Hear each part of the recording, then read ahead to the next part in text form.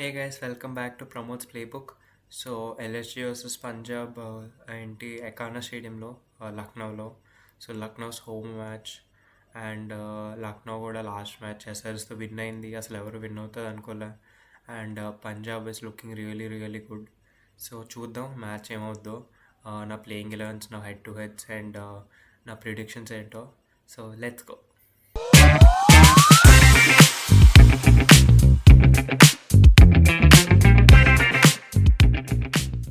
పంజాబ్ దగ్గరికి వచ్చేటప్పటికి Punjab is looking really good. ఎందుకంటే వాళ్ళు చాలా మంచి ఆప్షన్ చేశారు. లాస్ట్ ఇయర్ డిఫెండింగ్ ఛాంపియన్స్ వాళ్ళ క్యాప్టెన్ తెచ్చుకున్నారు, డిఫెండింగ్ ఛాంపియన్ క్యాప్టెన్గా.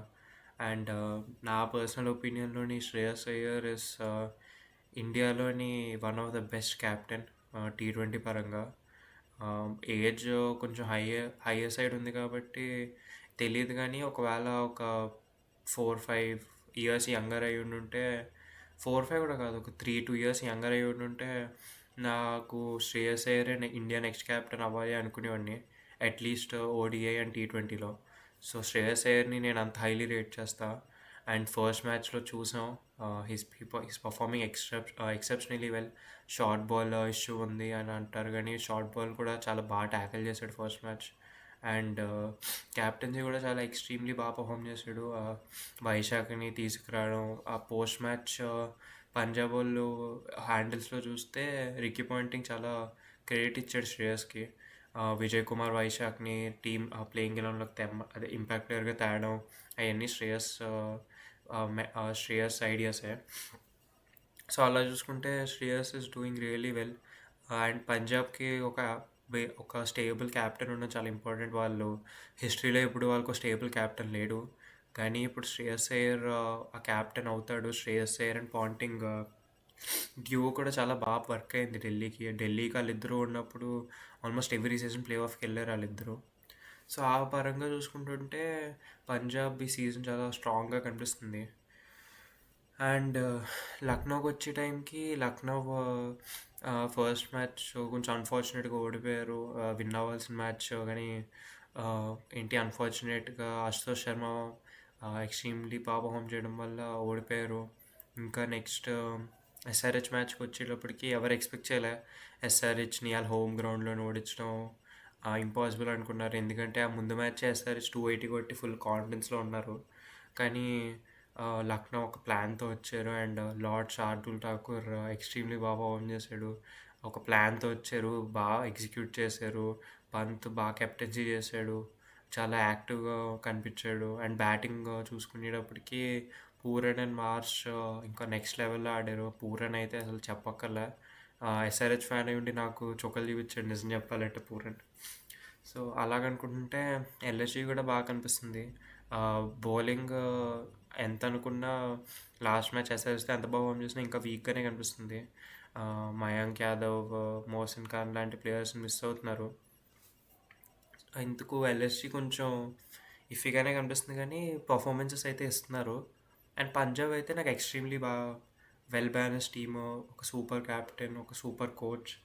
అండ్ టీంలోని ఓవర్సీస్ ప్లేయర్స్ కూడా చాలా ఎక్స్పీరియన్స్డ్. స్టాయినిస్ అయినా మ్యాక్స్వెల్ అయినా వీళ్ళిద్దరూ ఆస్ట్రేలియన్ ప్లేయర్స్, ఆస్ట్రేలియన్ కోచ్, అది ఎప్పుడు బాగా వర్కౌట్ అవుద్ది.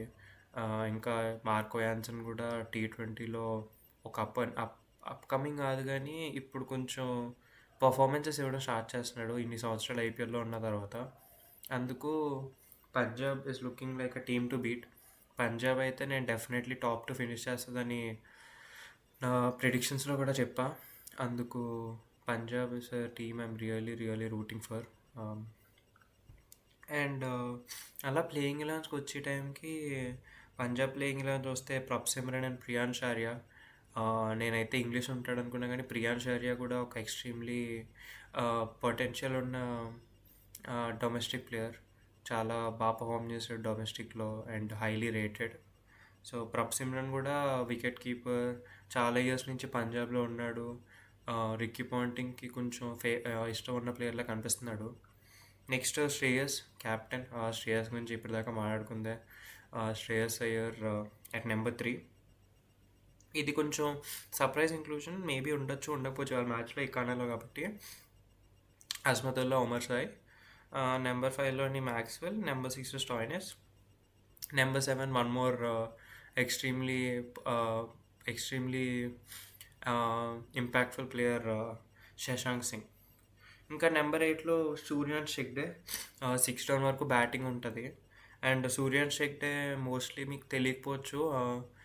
షేర్ ముస్తక్ అలీ ఫైనల్స్లోని ముంబైకి ఆడితే చాలా థిన్గా ఉంటాడు. చాలా పవర్ఫుల్గా ఏమనిపించడు. ఆల్మోస్ట్ ఎల్ఎస్జీలో ఆయుష్ బద్రీలో ఉంటాడు కొంచెం చూడడానికి.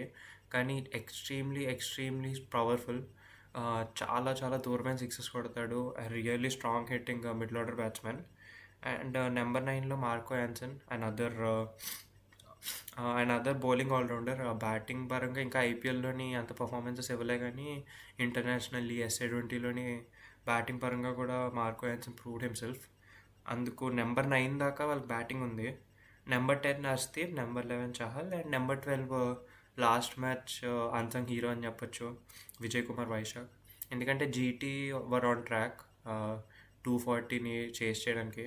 కానీ వైశాఖ్ వచ్చి ఒక ఎక్స్ట్రీమ్లీ బాగా వైడ్ యార్కర్స్ వేయడం వల్ల పంజాబ్ ఈజీలీ 100 మ్యాచ్, లేకపోతే చాలా క్లోజ్ మ్యాచ్ అయి ఉండేది.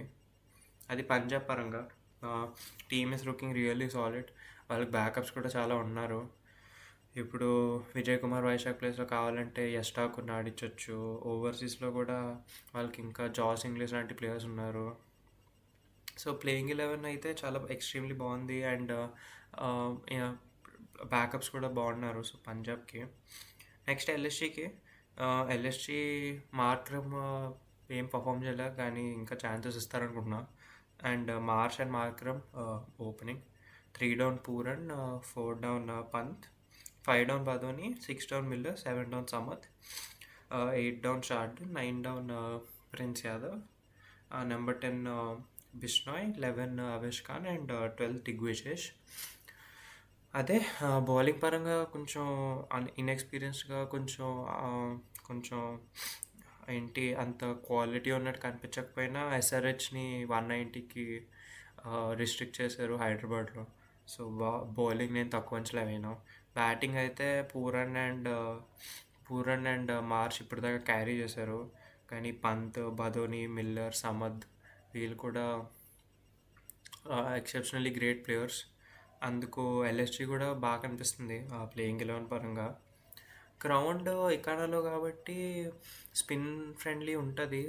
పాస్ట్లో అయితే కొంచెం స్లో పిచ్ ఉంటుంది, కానీ మొన్న ఉమెన్స్ ఐపీఎల్లోని లక్నోలో మ్యాచెస్ అయితే చాలా హై స్కోరింగ్ మ్యాచెస్. ఉమెన్స్లోని 200 కొట్టడం అంటే చాలా రేర్, కానీ ఉమెన్స్ కూడా ఆ పిచ్ మీద 200 అలా ఈజీగానే కొట్టేవారు. కాబట్టి ఐ థింక్ ఇప్పుడు పిచ్చెస్ చేంజెస్ ఉంటారు లక్నోలో. ఇప్పుడు ఒక ఫ్లాట్ పిచ్ అయి ఉంటుంది. మేబీ ఎల్ఎస్జీ టీమ్ని కొంచెం హెల్ప్ చేయడానికి, ఎందుకంటే కొంచెం బౌలింగ్ వీక్ ఉంది కాబట్టి. అలా చూసుకుంటుంటే రేపు హై స్కోరింగ్ మ్యాచ్ ఉంటుంది అనుకుంటున్నా, కానీ ఫస్ట్ మ్యాచ్ ఆ స్టేడియంలో కాబట్టి అంత షార్ట్గా చెప్పలేం. కానీ ముందు చూసిన దాని ప్రకారం అయితే కొంచెం హై స్కోరింగ్ మ్యాచ్ ఉంటుంది అనుకుంటున్నా. హెడ్ టు హెడ్ అయితే 3 మ్యాచెస్ ఎల్ఎస్జీ విన్ అయితే ఓన్లీ 1 పంజాబ్ విన్ అయింది. కానీ అప్పుడు పంజాబ్ టీం ఇప్పుడు పంజాబ్ టీం చాలా డిఫరెంట్. ప్రభ్ సిమ్రన్, హర్షదీప్ తప్ప ఆల్మోస్ట్ అంతా డిఫరెంట్ టీం ఉంది ఇప్పుడు. అందుకు అలా చూసుకుంటుంటే పెద్ద ఎఫెక్టివిటీలా అనిపించట్లే ప్లేయర్స్ మీద. And key battles Shreyas Punjab batting backbone. అందుకు Shreyas versus someone like Shardul Thakur, who is a proven wicket taker, is one battle to watch for. And LSG పరంగా చూసుకుంటే Pooran is doing the heavy lifting batting పరంగా ఎల్ఎస్జీకి. అందుకు someone like Harshdeep with their yorkers might be a battle to look for Pooran. ఎందుకంటే నువ్వు స్పిన్నర్స్ని పూరన్కి bowl చేసినా పూరన్ ఎప్పటికీ అవుట్ అవడు. ఓన్లీ పూరన్ అవుట్ అయితే ఒకవేళ అయ్యే ఛాన్స్ ఉంటే ఓన్లీ పేసర్స్కి, అది కూడా చెప్పలేం కొన్నిసార్లు, అది కూడా అవ్వడు. సో పేసర్స్కి ఇది కాబట్టి మేబీ హర్షదీప్ ఒక extremely well executed yorker bowl చేస్తే మేబీ బౌల్డ్ అయ్యే ఛాన్స్ ఉంది. అందుకు అదొక battle to watch for. Toss తెలియదు నాకు, మేబీ బాగా ఫ్లాట్ పిచ్ అయితే బ్యాటింగ్ తీసుకోవచ్చు, కానీ it's very unlikely. So maybe win the toss and choose to bowl. First match కాబట్టి, న్యూ పిచ్ కాబట్టి. క్లైమేట్ కండిషన్స్ కూడా చాలా normal climate conditions. Maybe second ఇన్నింగ్స్‌లో డ్యూ ఉండొచ్చు. సో, ఆ రీజన్‌తోనే ఏమైనా బ్యాటింగ్ ఫస్ట్ చేయొచ్చు అని సారీ ఆ రీజన్‌తో ఏమైనా విన్ ద టాస్ అని బౌలింగ్ చేస్తారేమో చూడాలి. అది ప్లేయర్స్ టు వాచ్ ఫర్ చెప్పుకున్నాం, గ్రౌండ్ చెప్పుకున్నాం, హెడ్ టు హెడ్ చెప్పుకున్నాం, కీ బ్యాటిల్స్ చెప్పుకున్నాం, ప్లేయింగ్ 11 చెప్పుకున్నాం. ఇప్పుడు ప్రిడిక్షన్స్‌కి వద్దాం. ప్రిడిక్షన్స్ చెప్పినట్టు Punjab is a team to watch out for. నేను ఇప్పుడు దాకా చెప్పాను Punjab is definitely in my top 2. Team అంతా చాలా బ్యాలెన్స్డ్గా కనిపిస్తుంది. అండ్ ఇప్పుడు దాకా చెప్పాను కదా how much I rate Shreyas Iyer as the captain.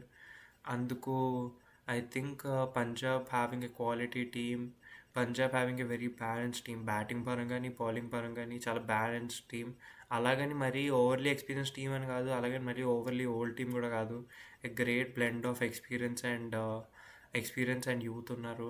Priyan Arya, Suryansh షెగ్డే లాంటి ప్లేయర్స్ ఉన్నారు. స్టాయినస్, మ్యాక్స్వెల్ లాంటి ఎక్స్పీరియన్స్ ప్లేయర్స్ కూడా ఉన్నారు.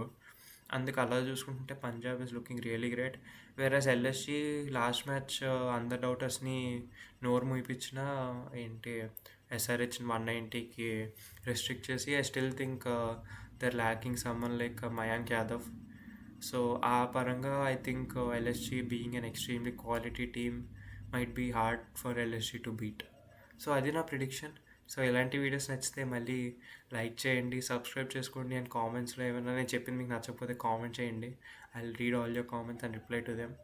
ఇంకా ఇలాంటి వీడియోస్ నేను పెట్టిన వెంటనే నోటిఫికేషన్స్ రావాలంటే బెల్ ఐకాన్ని క్లిక్ చేయండి. So have a good day guys. Thank you.